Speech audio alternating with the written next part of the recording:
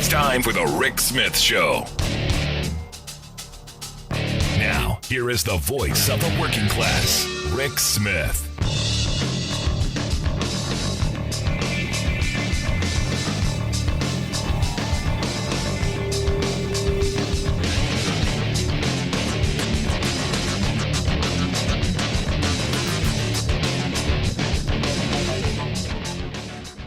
Back to the Rick Smith Show. Now, here is Rick Smith. So I talk about a lot about communities coming together and fighting for better opportunities, for better stuff, the commons.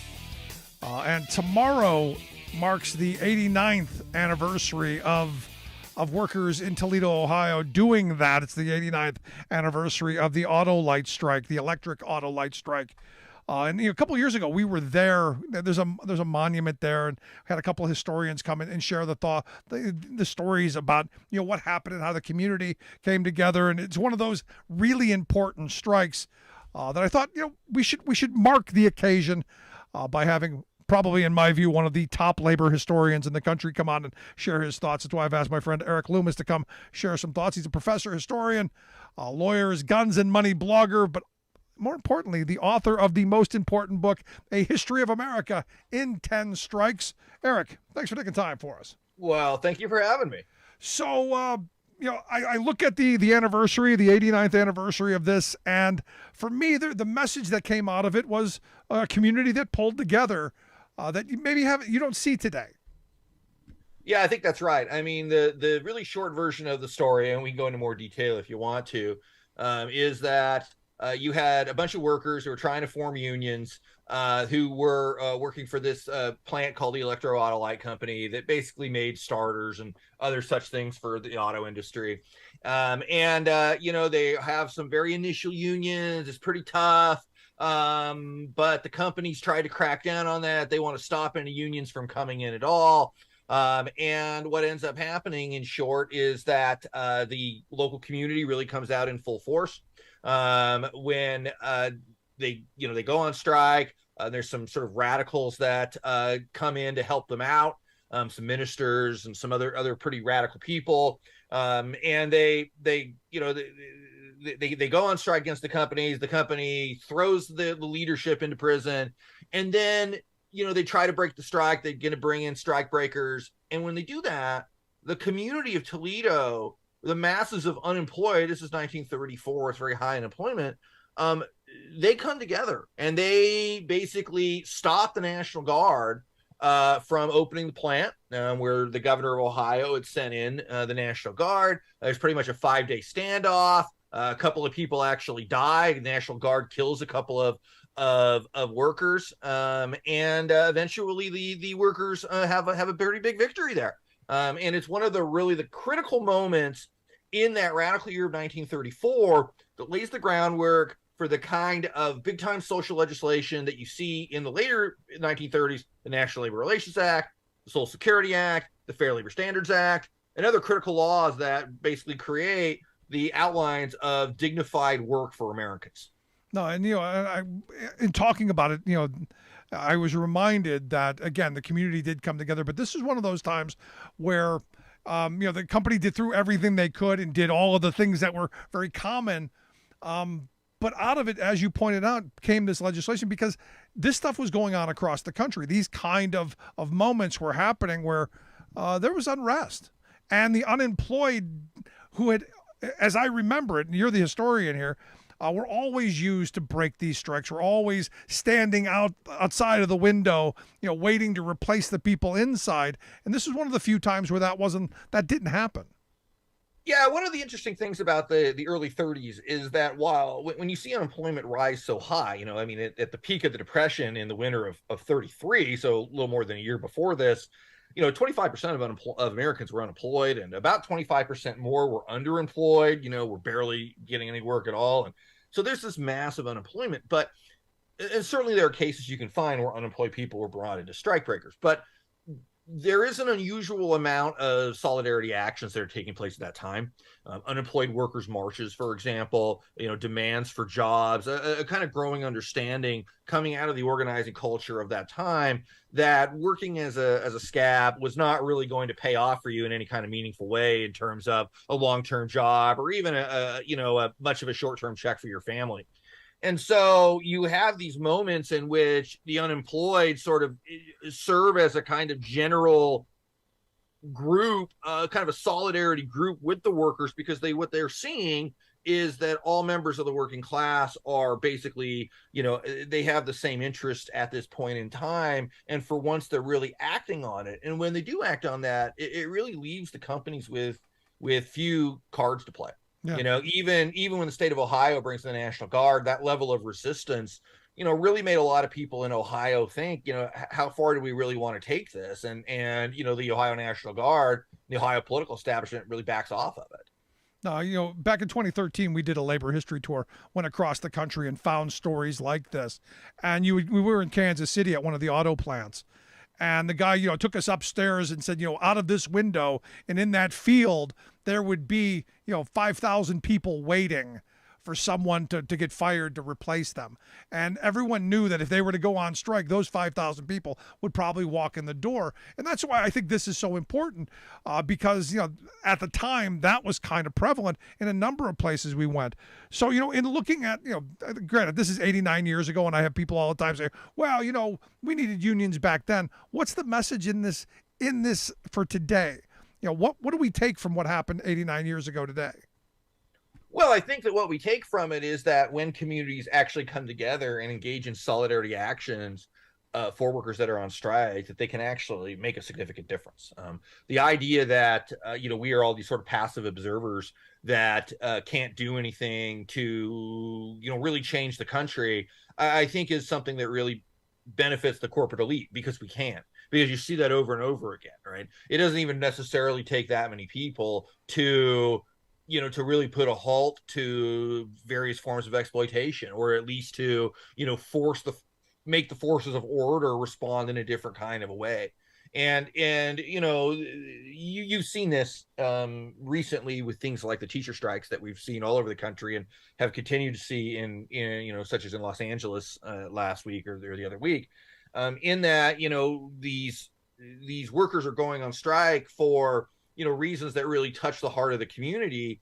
And even though it inconveniences parents, the parents are effectively engaging in solidarity actions by coming up and working out childcare and effectively supporting the strike, because they know it's going to make the school a better place, because they know it's going to be better for their children. And so, even a relatively passive action like that actually can really matter, because I think that in those kind of cases, what these school districts have been counting on is for angry parents to denounce the teachers or denounce the school workers and place pressure on those teachers and school workers to go back on the job in subpar conditions. That hasn't happened. The teachers unions and school worker unions have won, quite significant gains.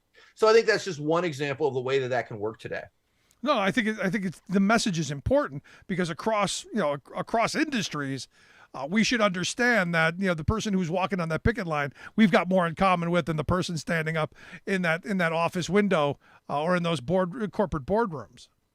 Yeah, and I think that so often, in the United States, this is forgotten about, or it is, there's a sort of an active propaganda campaign against this, or against the idea of solidarity, right? This idea that we have something in common with the millionaire class, or even the employer class, right? Maybe they're not millionaires, but they're our employer, or they're our foreman's employer, or something like this. These people have nothing in common with us at all, right? They exist to take basically take the profits and the work that we generate and turn them into private gain for themselves, while providing us as little as possible. And this really exists throughout the economy. Yes, of course it exists in, what's left of the auto industry in the US, and it exists at Amazon, and exists at McDonald's, but it also exists really in white collar jobs too. And we have very low, outside of things like college professors, we have very little unionization in white collar jobs, but effectively the same thing's happening. And there's this sort of belief that we're all on the same page, but obviously we're not on the same page, because when the rubber meets the road, that employer is going to throw you under the bus and take the profits. And we see this over and over and over again in American labor history, as well as contemporary labor. No, absolutely. And thinking about where we're heading, because I've been paying a lot of attention to the conversation around AI, which nobody's really paying attention to. We're at a major moment in transition, a technological change. I mean, it's going to make the industrial revolution, look like a blink on the page. This is going to be horrible, and workers don't have the power to defend their jobs or get any kind of help in transitions or any of that stuff in this moment. I don't think. Yeah, I mean, we're not, when we're thinking about something like AI and, large scale automation, self-driving vehicles and these sorts of things, I have also long suggested and have been worried about this and suggested that we need a more forward thinking plan around this because, if this actually happens, we have to understand the development of new technology exists at the workplace in order to take more profits away from workers and place them in corporate hands. We already have the largest income inequality we've seen in this country since the 1920s. That's only going to get worse.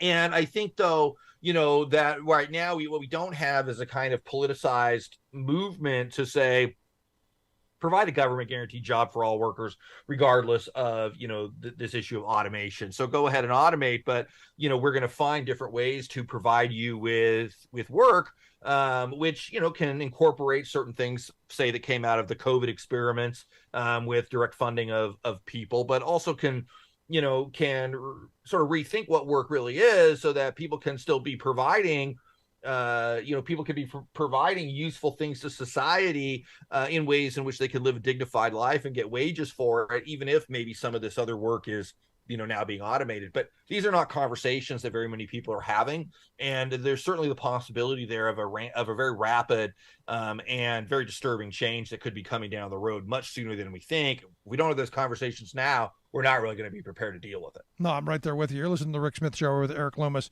He's a professor, historian, blogger over at Lawyers, Guns, and Money blog, also the author of A History of America in 10 Strikes. We'll get links out on social media how you can pick that up. An incredible read and a very important one. But back to this, this AI thing, because, going back to the lessons learned from the past, are we capable of ramping up much like my grandparents' generation did? I remember hearing stories about, when they came back from the war and even in this time period of communities, doing this stuff. We've been trained for so long to be hooray for me and the hell with everybody else. Is this something that's possible without the kind of mass pain and suffering that you saw in the 30s? Well, I think there's reasons to be optimistic, and there's also reasons to be concerned. I mean, on the latter, you're absolutely correct. We live in an extremely individualistic culture. That individualism is even very strong on the left, in which people, will create a series of personal political positions that they hold dear, which is fine. But then if, a given politician or candidate or person that they're working with, he doesn't hold all of those positions or has different positions on something, then there's not an attempt to so often an attempt to reach out to common ground, but rather an attempt to separate yourself from those people. And I think that, too often today, functionally, what solidarity means when I or you or somebody uses the term solidarity today, what they really mean is I want you to do what I want you to do to support me, without any kind of like the obligation side of that, which was central to the beginnings of the word solidarity and its usage in the 19th century. That it was about mutual respect and mutual action. And a lot of times we've lost that today. But on the plus side, I do think that especially younger people are very angry and very much about demanding significant change that generations, including very much a Gen Xer, absolutely did not do. We are seeing the kinds of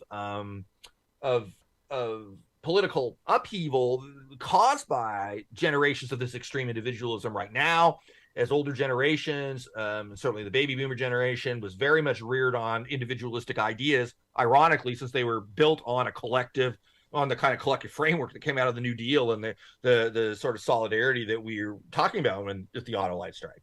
And so you have this very atomized, angry politics now.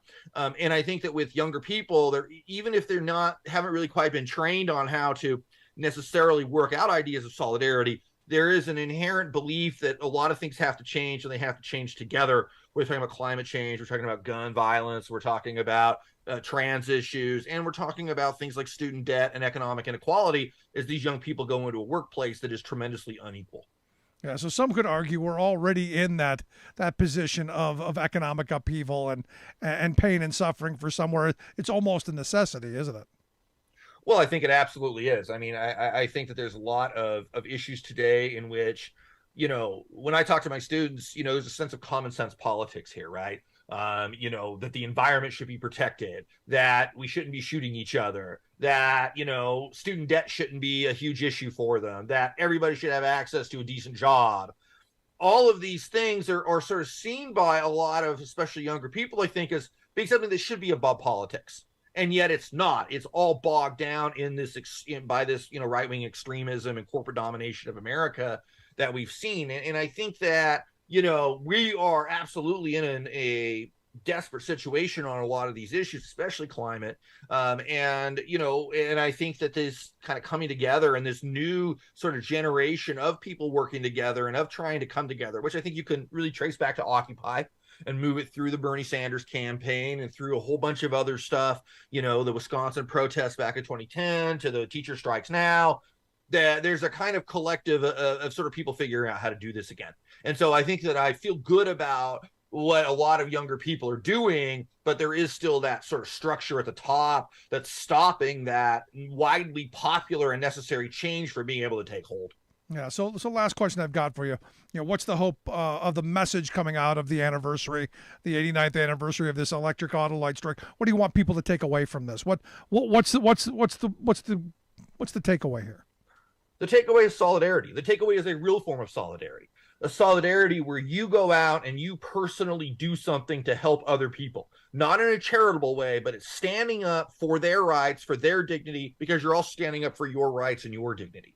And so I think that, we can think of tomorrow, April 13th, or April 12th, I should say, and, going into May with May Day and all of this and all of the labor actions that have happened in May is a time to rethink what solidarity really means and to ask yourself, what is your obligation to your fellow workers? Not their obligation to you. What is your obligation to them? Because in Toledo, we saw that pay off with a major victory, and we saw that pay off repeatedly through the New Deal era and that classic mid-20th century period of Union victory. There you go, Eric. I appreciate the time and the insight. Outstanding stuff. Thanks so much, Eric Loomis, professor of history and the blogger over at Lawyers, Guns, and Money blog. Make sure you check that out. Also, the author of A History of America in 10 Strikes. Going to take a quick break right back after this. Stick around. You're listening to The Rick Smith Show. We're working people. Come to talk.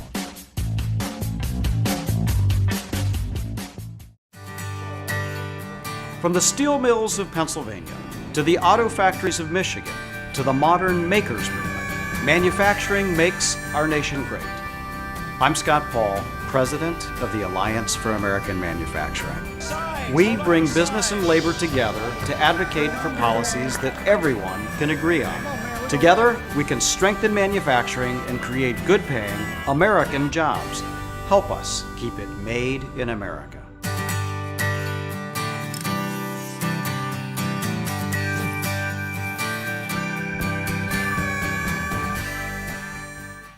The old factory towns in America's heartland have been taking a beating. Thing is, though, there's a light at the end of the tunnel. After years of politicians talking about it, they finally passed a big new infrastructure package to rebuild roads and bridges, fix drinking water systems, and make the energy grid more secure. We're finally turning things around after 40 years of screwing over working people. But will we keep moving in the right direction? That's our choice as Americans. So remember how Donald Trump said he loves the poorly educated? I gotta think that's a GOP. I gotta think that's one of their hard lines, because I look at what's going on in Missouri right now. The Missouri House of Representatives, Republicans voted to defund the state's libraries. They so loved the poorly educated that they want to make more of them. And that's the only thing I can come up with in this. Why would you vote to take, out of a $45.6 billion state budget, a couple $1 million? Why would you choose that other than this is about punishing libraries for being open and welcoming and to everybody, not to just your ideological insanity. Yeah. Let's go to the phone. It's got Alice on one. Alice, how are you? Totally insane. Par for the course. What's up? Well, I'm reading the newspaper, I'm listening to the news and all this, and I have just come to the conclusion that somehow or the other, I don't even know at this point, it's like somebody's doing it. I guess it's the wealthy, because I don't believe in this, the conspiracy theory, it's a secret society. We know who it is. It's the Republicans. It's not secret. But, yeah, it's not a secret. It's just like they are trying to make everybody so miserable so they can push their own little twisted beliefs on everyone. It's just mind-numbing that people are sitting back and allowing this to happen. Well, I mean, I empathize with some folks who they're on the treadmill, they're on the hamster wheel like the hamster, just trying to keep up, just trying to keep a roof over the kid's head, food on the table, just trying to make sure the car doesn't break down so they don't lose their job. People are just they're trying, man, and they're struggling, and we've got a political system that's so broken. Because we are so divided that it's never going to help those folks. But sadly, those folks can't get off the treadmill long enough to go, hey, we can make real change. I know it between that and then the ones who seem to buy into this conspiracy stupidity, living in an alternate universe. I'm just going, really. At this point, I'm going, I don't know. Maybe the meteorite should hit and just blast it all off the earth. No, I would prefer not that. Well, me neither, but, it's just mind-numbing at times, and it's crazy. But you have a good evening. Appreciate it, Alice. Thanks so much. No, I mean, look, we've talked about this a number of times. The reality is there's no secret society. The wealthy, they're not secret about it. They are very happy to let you know that they've got all the money and you don't. And they exercise that power in a variety of ways. I look at this Clarence Thomas thing. I'm watching the Republicans now line up behind Clarence Thomas. Clarence Thomas is an American hero. Clarence Thomas is our guy. No, Clarence Thomas is bought and paid for. And there should be no surprise. All of these guys have these personal friends, have always had it. Which is why it's rare that legislation, laws, whatever, Supreme Court decisions, why this stuff rarely goes the way for working people.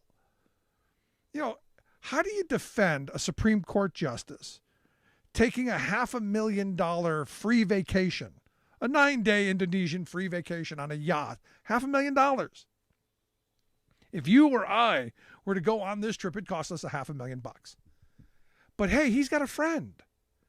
And this is one of those things. And it's one of those angering moments where you go, I think I have the wrong friends. I think I need richer friends. But look, there's a quid pro quo there. It's not like, hey, Clarence, I took you on that vacation. Get me this. It's simply, hey, Clarence, I've got some friends who are thinking about some stuff. Perfect example. I had a friend who was in Congress a number of years ago. His name was Phil Hare. He was a congressman from Illinois. And I asked him, I go, so who's buying votes? And he goes, nobody's ever bought my vote. Nobody's ever bought votes. What they do is they buy my ear 15 minutes at a time. Every time I have to make a phone call and ask for a campaign donation, I get to hear their problem. So before they write me the check, they tell me what's wrong. And now imagine listening to 10, 20, 30, 40, 50 of those people who are donating to your campaign who all have the same problem. You're naturally going to go, well, hey, my campaign, people are going to need this. I'm going to help out my campaign people. I'm going to help out my friends. They want to keep me in office. And, I look at the Supreme Court justices that we've got. They were put in there on purpose because ideologically, they're on the exact same line. They've been extremely well vetted by the Federalist Society. So are we surprised that they're all basically on the same take? No, shouldn't be a shock at all. And it's not secret. Not even a little bit. Want to hear your thoughts? Email me, rick@thericksmithshow.com.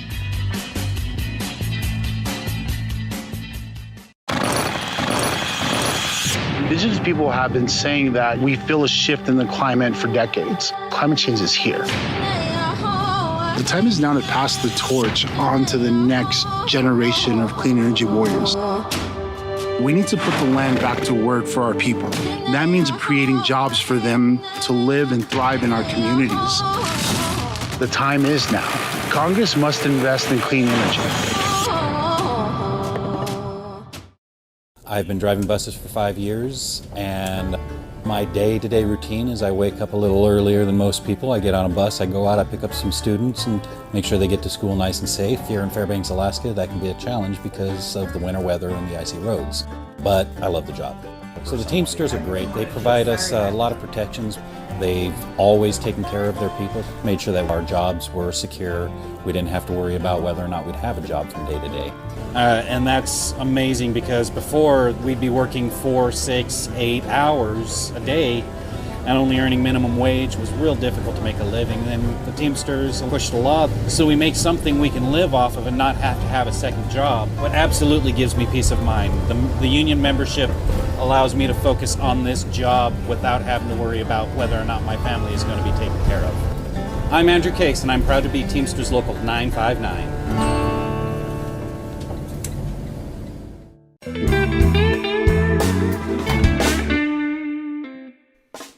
Before we close the program, we want to take a moment to thank our viewers and to share a little bit about why we do what we do.